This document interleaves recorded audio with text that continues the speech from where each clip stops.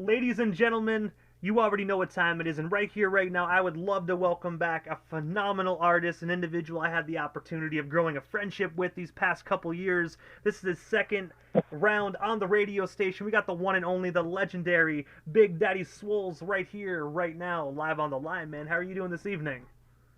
Hey, I'm doing fantastic, Amora. How you doing, my brother? Oh man, doing best I can possibly be, man. I have to ask, man.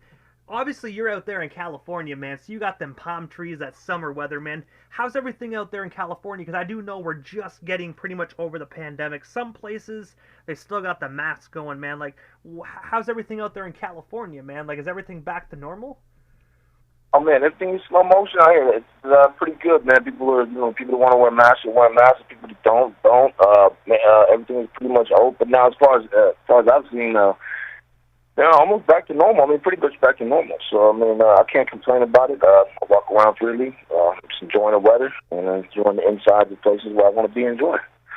Hey man, I gotta say that's good. Down here in Canada, it's pretty much the same thing. I think the only province that really has the mask mandate still is Quebec, but you know what I mean? I don't want to hate on anybody in Quebec, but they got some really wonky rules. It's almost like even though they're Canadian, they want to act like they're their own country, so they're really strict. But other than here, man, it's definitely back to normal, man. So it's good to hear that North America is pretty well back to 100% normal, almost. Oh yeah, oh yeah, oh yeah. I mean, actually, I've been out in Orange County for a while too, and I tell you, it was really the restrictions never really were that hardcore out here in Orange County. Those are actually, for the people that didn't want to, go through it out here, kind of had a little bit more lax out here. Like not the entire time, but I'll say part of it, So, but that's shout out to the family up north. Like I said, you guys will get through it, and pretty much life will be back to normal. So, for sure. And of course, man, during our first interview a couple years ago, we spoke about how you were a bodyguard, of course, for MC Hammer. But aside from bodyguarding for the one and only MC Hammer, I also read that you had the opportunity to work with the one and only Nicki Minaj, being her bodyguard. I was wondering, how did that opportunity arise for you? And of course, what was it like just being able to bodyguard for her?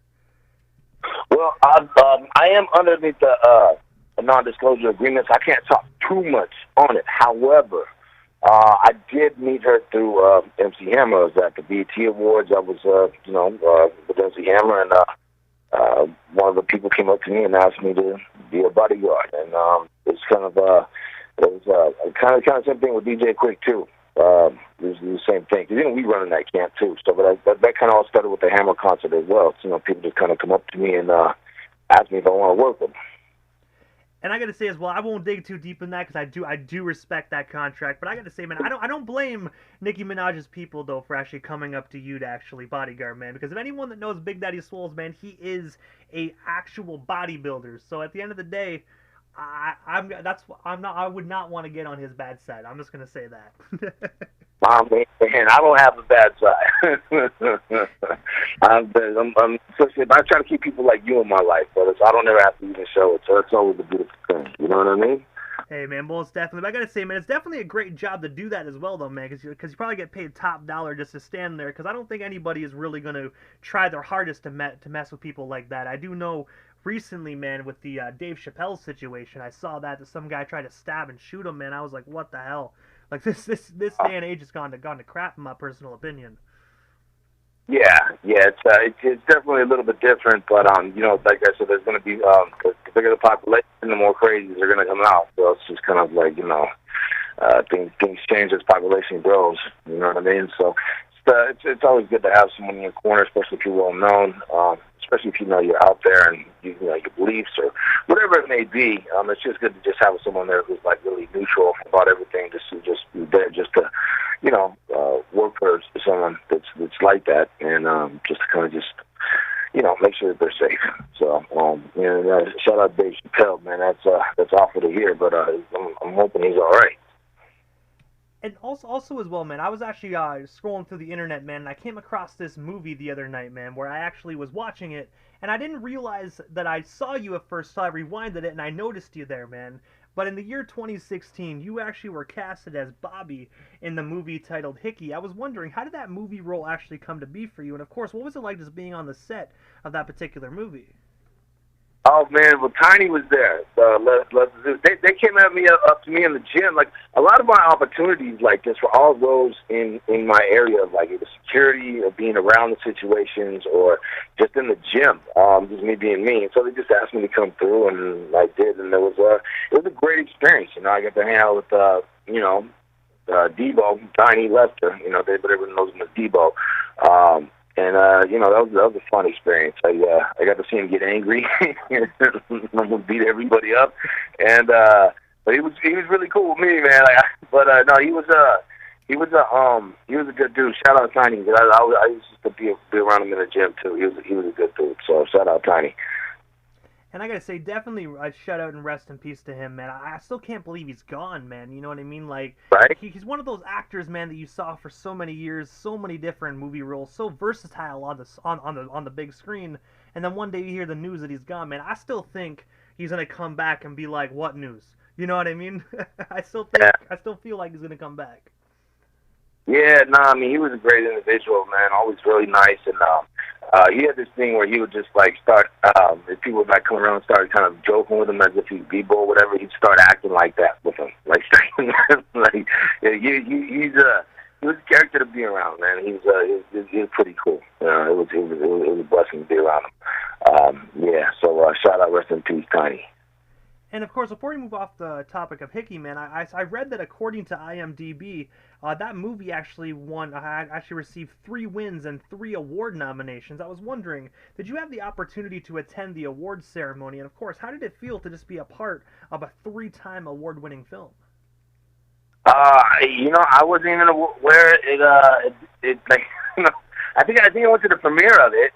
But I wasn't aware of the awards. I was kind of like, I was a side cast, so I wasn't really. I mean, even though I was in it and I had dialogue in there, I wasn't too involved heavily with like the whole process. I was there for like 2 days for the filming, and then the rest was like 3 weeks, 3 or 4 weeks of shooting after that. But I think it was because the budget. Maybe I don't know, but I know I wasn't. I know I wasn't at the awards ceremony, and I didn't know it won any awards. I wasn't even aware of that. So I think. That's incredible. You do your research, brother, man. Shout out, brother. Appreciate you. Now I got something to brag about a little bit more. Thank you. Hey, man, you're most certainly welcome. I do know sometimes with IMDb, I always like cross-referencing when I get the information off there, just because I have had some interviews when I first started out that I actually brought stuff up off IMDb, and it was like edited in by fans or something like that, so I always like reference checking it as well, and I did see on other sites as well that it did indeed win some awards, man, so definitely, man, congratulations. Wow. That's awesome. Thank you, brother. I appreciate you. Thank you. And also as well, man, October 11th of 2018, you actually released one of my favorite singles by you, one of your earlier released singles by the name of Go. I was wondering, man, if you can actually tell our listeners the story behind this phenomenal single, and of course, where can we actually buy or stream ourselves a copy of it today? Oh yeah, it's just going to be on all platforms. You know, from iTunes to Apple to Spotify, YouTube. It's going to be everywhere. That's one of your favorite songs, huh? Shit, I love that, man. I appreciate you, bro. I just heard the beat, and I just said, man, I just wanted the dope beat from the producer, and just started making like a beat, and I was on this motivational kick, to where it's like, you're just going to make something happen no matter what, and got in the studio, then went home, wrote the beat, wrote the words, wrote the lyrics to the song, came back, memorized it, and laid it down.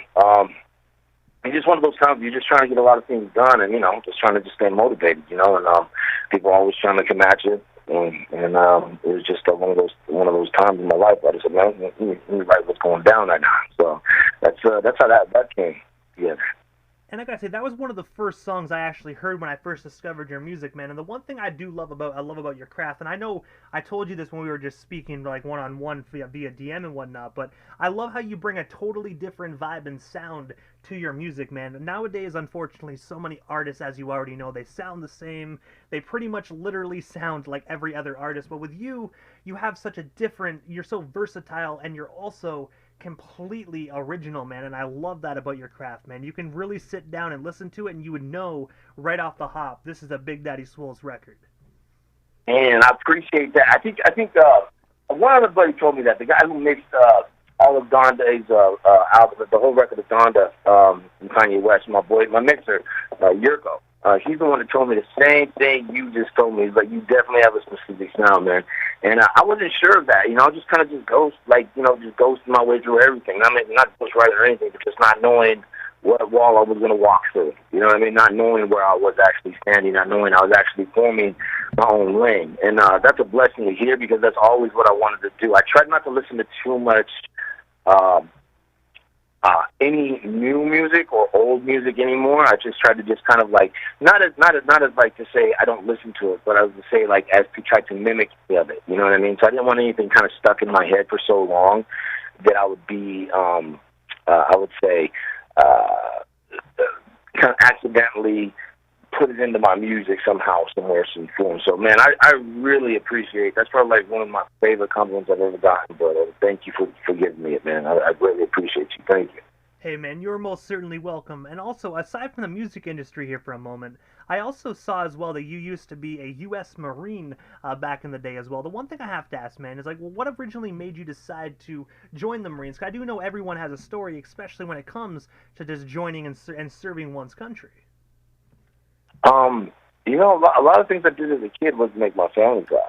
You know, that was kind of like one of the things that I did. I graduated college because I wanted to make my family proud. I went to the Marines to make my family proud. And, you know, the cool part about it is nobody really cared during the end. So it's like, I mean, I've learned some valuable lessons. I'm not saying I wasn't excited about those times in my life, and I wasn't, you know, I'm not proud of my accomplishments whatsoever. I met some friends that are always friends for life. And I would say my most important thing that I learned out of all those years that I spent going to college and going into the Marines, doing these things, is that doing it for yourself, no matter what you do, is probably the most important thing you're going to do in your life. And that's probably like the one thing that I would really say out my experience of the Marines and through college, that's what I wish I would have focused on more, doing things for myself. And like I said, the Marines, there was a big part of that I did do for myself because I took it as a challenge. You know what I mean? I wanted a challenge. I was always into that stuff. So everything I went for a possibility. Like, you know, the hardest careers you can possibly be in is the music industry and bodybuilding or acting or, you know, just going in the Marine Corps, just things that were just really challenging. And I've always challenged myself. I've always had to have some kind of purpose put in front of me. So if that's what I would say out of that. That's why I probably got into it the most, was probably for my family, but I wish I would have done more things for myself. If that makes sense. I gotta say, it definitely does, man. And I have to ask, well, did you ever get like kind of like, I don't know if this is the right word to say, but like kind of deported, like kind of sent out of the States to go on a mission, or did you just stay on base your time during the Marine Corps? Oh no, I didn't have to go out and kill nobody, nothing like that. That was a blessing.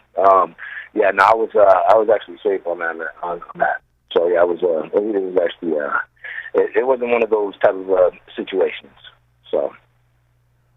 And of course, as well, as we spoke during the first interview, you know, everyone knows you are a top national bodybuilder. You've won competitions, entered many competitions out there on the west coast of California. But the one thing I really wanted to ask, man, because as we spoke about during the very, very beginning of this broadcast, COVID's just coming to an end. Everyone has been locked in their houses for like 2.5 years, so not everybody, especially the listeners, haven't really been as active. Coming from a top national bodybuilder where you focus on working out and just being healthy 24/7, I was wondering if you can actually kind of give our listeners like a little bit of a motivation. Like, what's a great way to actually start getting up off the couch and getting back into your normal, regular routine of just getting your health back up to normal after sitting around for a couple of years? All right. Well, the hardest thing is going to be that first step, just getting up and going. It's kind of like that issue I always had with my homework, or you know, doing anything in life, just getting your life started, and then forming a routine towards that routine. So basically, after you get through the first 2 weeks, you're pretty much in a consistent routine to where you'll be going, and you know, it's the things that make you kind of stop or get you sidetracked is what's going to be your biggest adversary, especially during the beginning of the first 2 weeks. But being able to just break through that, you know, and just start doing it, just start moving. just get up and just start moving, start handling your business, start taking care of what you got to take care of, get in a routine, and you're gonna be in that, and you're gonna just be moving. So it's gonna be good. It's gonna become routine, and you're gonna be just on point after that. Changing your habits, kicking out some sugar. You know what I mean? Lowering your carbs, maybe some fats a little bit. There's just gonna be certain things that you can do that aren't going to change your lifestyle that much, but it'll make your life a whole lot happier, especially when you're in shape, or you are taking care of yourself, your natural endorphins are going, and you're able to move around a little bit, and you're going to naturally feel better. So that'd be my number one suggestion. It just meant just getting up and making that first step, and then trying to go for that second step the next day, you know what I mean? And then third, and then fourth, and then fifth, and then pretty soon you're moving. So that's my suggestion, and it's always the hardest. It's just the first 2 weeks are always the hardest, but once you're past those 2 weeks, then you're moving. And it's only an hour a day. You got to take care of yourself. Even 20 minutes isn't bad. It's still enough to start seeing movement and getting your endorphins going. You know what I mean? And also as well, man, April 22nd of 2022, you released your amazing single that's currently going viral. It has over 354,000 views on YouTube, 284,000 plus streams on Spotify. This song is going up in these past couple months. I titled Merry-Go-Round, that is also even on the Billboard's playlist that I'm going to be playing immediately following this interview, again here on 97.7. I was wondering if you can actually tell our listeners the story behind this hit single, and of course, if they haven't heard it already, what can they expect from this phenomenal song when I do spin it momentarily? Oh, wow. Oh, well, as far as this record goes, I was sitting on the beat for about a year and a half because I was just waiting for the right vocal to get on it first, for the hook. Greg, DJ Quick's old manager, sent it off, found someone, got someone, brought it in. We met in the studio, and we laced it. We just put it down. I would say probably the most, and I was actually sitting on this record for about 2 years before I released it, because the whole COVID and everything, too. But then I had to make sure the mix and master was right. So my guy, Yurko, like I said, the one that did all the Kanye West album, he got his hands on it and laced it up and just put it out and gave it back to me, and I was just, I was like, wow, this is a great record. As far as the energy goes, it's going to be a beautiful thing as soon as that hook starts to kick in. So, you guys, I hope you enjoy it. And I gotta say as well, man, it's definitely one of my favorite current songs out right now. I've been playing the hell out of this song, and the listeners, I've been getting a lot of call-ins here from the local listeners here in Prescott, Ontario, man. They've been definitely requesting this song a lot to be played, so if they ask, they're definitely going to receive it. Man, thank you so much, brother, man, for all the love and support throughout the years, man. You've always been a good, kind-hearted soul, man. Man, I hope God blesses you for eternity. Hey, man, I definitely appreciate the love, man. I just love real music, man, and personally, we spoke about earlier on in the broadcast, how a lot of individuals sound the same. I can't listen to music like that, because at the end of the day, no one wants to listen to the same thing all the time, so I love variety, and of course, man, I love artists that sound original and have their own sound, just like you, man, so definitely, it would be a crime if I wasn't playing your music. Man, blessings, I got blessings. Thank you so much, man. That means a lot to me. It truly does, brother. But also, man, I have to ask, what is next for yourself, Big Daddy Swolls, man? Because I do know that you got a lot currently in the works right now. I already know for sure more music is on the way soon. But I have to ask, man, what is next for yourself? Is there anything we happen to miss during tonight's broadcast? Anything else you do still want to talk about or promote? What we still got you here live on 97.7 FM this evening? Oh, man, I just want to thank you, brother, out of all things, man. Shout out to DJ Immortal for always being there, being so heavily involved with the culture, watching everybody move and just being appreciative of, what he has in his life. I mean, it's a very rarity not to have someone like you, you know what I'm saying, around, man. Like, you are literally like a rare person, brother. You got a heart of gold, man, and that's something I definitely want to touch on for your listeners. Is the man that's putting in all this work, and the man that loves this business and his radio station that he brings to you guys. Man, shout out to my man, DJ Immortal. That's one thing I really want to talk about, brother. And I appreciate your craft. I appreciate the love you have for it. And, man, it's just you're just an incredible individual, brother. So that's one thing I definitely wanted to touch on before we ended this interview. I gotta say, first and foremost, man, I've heard a lot of things live on the radio station here as before. As you know, I've interviewed hundreds upon hundreds, probably thousands of artists by now, and I've never been speechless before, man. What I'm doing right now is what they call in radio, stalling, radio stalling, trying to find an answer, man. But I'm blushing over here, man. I definitely appreciate the love, man. I really do. Man, it's all real for me, man. I'm always one of the realest people they know. Some people hate me for being real, but some people they can't love me for being fake. So you know how it goes. But also as well, man, of course, because I already know how to find you on social media. I know some of the listeners, they're definitely familiar with your music. But for the people that are just sliding into the airwaves, that might be just catching this radio station for the first time, where can they actually find the one and only California's finest Big Daddy Swolls on all social media platforms? Oh yeah, just Big Daddy Swolls, SWOLLS. Yep, BIGDADDY SWOLLS. I'm not hard to find. You know what I mean? Like Tupac. And I gotta say, first and foremost, Big Daddy, I know this is definitely not gonna be the last time, but thank you so much, man, for just giving us a bit of your time yet again and sliding into the 97.7 FM airwaves, man. And thank you so much for all your support as well that you've shown my station since we first connected back there. And I believe it was like early 2020, if not 2019. Time has been so weird lately, man. You know what I mean? Time definitely flies. Yeah. Yeah, it does. But you know what? No matter what I got going on in my life, but I will always support a real one. And definitely, my brother, you are a real one. So I always got your back. Hey, man, and the same goes for you as well, man. You know what I mean? You always got a home here on 97.7 Outlaw Radio FM, and DJ Immortal myself, I always got your back as well, man. Hopefully one day we can actually connect and meet out there in California, and and definitely put on a show or something, or even get you down here to Canada, man, because I'm thinking about trying to put together a little festival. I don't want to release too many details, but when I do get everything in order and I do make it happen, I definitely want to get Big Daddy Swolls on the card. Oh, man, just let me know. You already know. But anything I can do to support a real one, you already know. Hey, man, most definitely, man. I'm pretty sure we shall definitely talk soon there, Big Daddy. But for now, definitely have yourself a wonderful night, man. And, of course, if we don't speak this week, have a wonderful week, man. We definitely shall talk soon. Yeah, you too, my brother. You too.